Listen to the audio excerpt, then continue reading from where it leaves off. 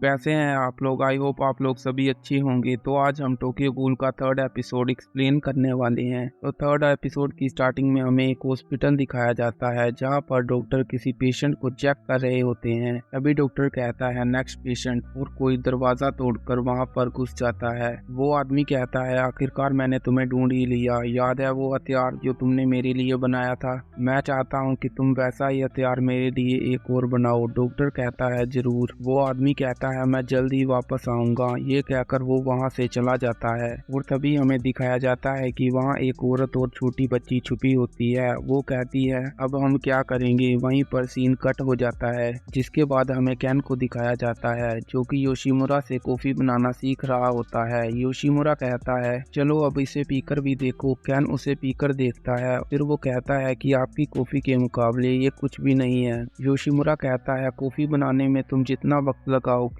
Coffee उतनी ही tasty बनेगी। साथ में योशिमुरा ये भी कहता है कि ये कैफे कोई मामूली कैफे नहीं है, यहाँ 20th वार्ड के गूल भी आते हैं। फिर केन कहता है गूल तो बाहरी दुनिया से छुपते हैं ना, फिर भी आप इंसानों को इस कैफे में क्यों आने देते हैं? फिर योशिमुरा कहता है इंसानों की तरह रहने के लिए उनकी दुनिया समझना जरूरी है, और वैसे भी मुझे इंसान पसंद है। जिसके बाद योशिमुरा कहता है कि तुम्हें नहीं लगता कि तुम्हें इस समय टोका? मैंने सुना है कि मिस्टर निशिकी अभी तक हॉस्पिटल में ही है। वेल हम लोग बहुत लकी थे जो हमें ज्यादा चोट नहीं लगी, तो अब मैं यहाँ से चलता हूँ। जिसके बाद हिडोशी वहाँ से चला जाता है। तभी वहाँ पर वही औरत और बच्ची आ जाती है जिन्हें हमें एपिसोड की स्टार्टिंग में दिखाया गया था। टोका उनका वेलकम करती है और कहती है ओ मिस रियुकू। रियुकू कहती है तकलीफ के लिए माफी चाहती हूँ। टोका कहती है कोई बात नहीं, और फिर टोका उस छोटी बच्ची की तरफ देखकर कहती है इनामी कैसी हो तुम? काफी दिनों बाद मिल रही हो। जिसके बाद रियुकू पूछती है मिस्टर योशिमुरा कहाँ पर है? टोका कहती है वो अंदर है। जिसके बाद वो अंदर की तरफ जाते हैं और केन पूछता है क्या ये भी गूल हैं? टोका कहती है ये मिस रियुकू है और आज से हमें इनकी देखभाल करनी है। केन कहता है मगर क्यों?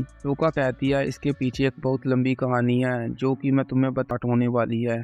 किसी को कुछ कहना है? तभी एक आदमी अपना हाथ उठाते हुए कहता है मैं हूँ एमोन, फर्स्ट ग्रेड का इन्वेस्टिगेटर। इसके आगे वो कहता है 3 महीने पहले हुई वो घटना जो आप सभी को याद ही होगी, जब 30th वार्ड का जैसन एफ रैनकूल से मिला था। वहां से हमें एक हथियार मिला है। जिसके बाद एक आदमी पूछता है ये है क्या? एमन कहता है मुझे लगता है ये गूल को मारने के काम आता है। जब हमने इस पर इन्वेस्टिगेट किया तो हमें पता चला कि ये हथियार कॉन्क्रीट स्टील से बना है। इसके बाद वो ऑफिसर कहता है अब मैडो और एमोन तुम दोनों 20th वार्ड के इंचार्ज हो। फिर मीटिंग डिसमिस हो जाती है। जिसके बाद सीन शिफ्ट होता है और हमें मैडो और एमोन को दिखाया जाता है।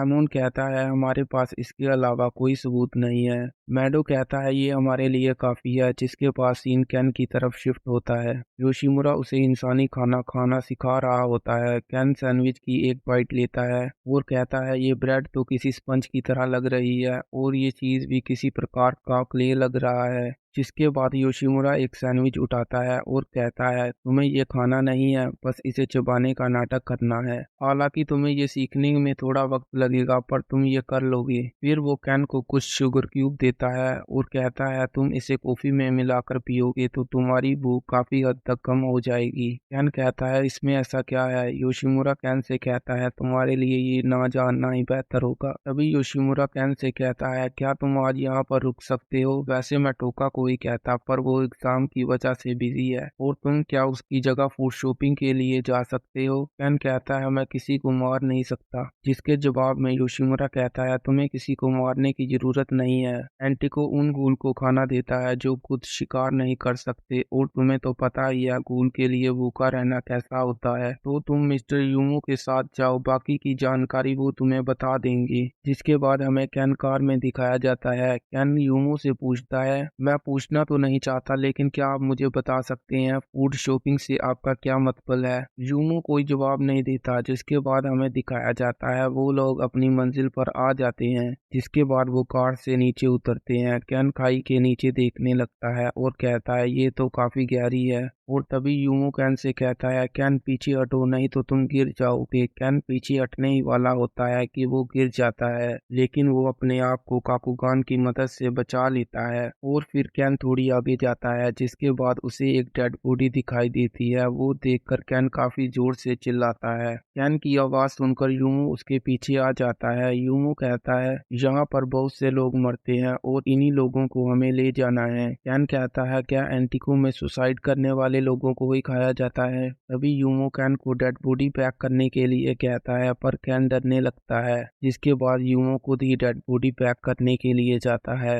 फिर वो बॉडी पैक करने से पहले उसके लिए प्रे करता है। जिसके बाद सीन वहीं कट हो जाता है और हमें मैडो और एमोन को दिखाया जाता है। तभी एक गूल मैडो पर अटैक कर देता है, लेकिन मैडो उस गूल को बहुत ही आराम से मार देता है। जिसके बाद मैडो उस गूल से पूछता है क्या तुम्हें पता है ये क्या है? वो गूल कहता है मुझे कुछ भी नहीं पता। जिसके बाद मैडो उस गूल को जान से मार देता है। जिसके बाद सीन शिफ्ट होता है और हमें कैन को दिखाया जाता है। योशिमुरा कहता है मुझे लगता है तुम्हारे पास एक मास्क होना चाहिए। कैन कहता है क्या मास्क? जिसके बाद योशिमुरा टोका को बुलाता है और कहता है क्या तुम कैन को कल मास्क वाले के पास ले जाओगी? टोका कहती है मगर कल तो मेरी छुट्टी है और मैं इसके साथ अपना टाइम वेस्ट क्यों करूं? योशिमुरा कहता है कैन वहाँ अकेले नहीं जा सकता और वो इलाका भी कुछ ठीक नहीं है। जिसके बाद टोका कहती है इसे मास्क की क्या जरूरत? योशिमुरा कहता है 20th वार्ड में 2 इन्वेस्टिगेटर घूम रहे हैं, उन्होंने गूल को मारना शुरू भी कर दिया है और इसीलिए कैन के पास एक मास्क होना जरूरी है। टोका कैन की तरफ काफी अजीब तरीके से देखते हुए कहती है कल 2:30 बजे ट्रेन स्टेशन के सामने मिलना और अगर 1 मिनट भी लेट हुए तो समझो गए। कैन काफी डरते हुए कहता है ठीक है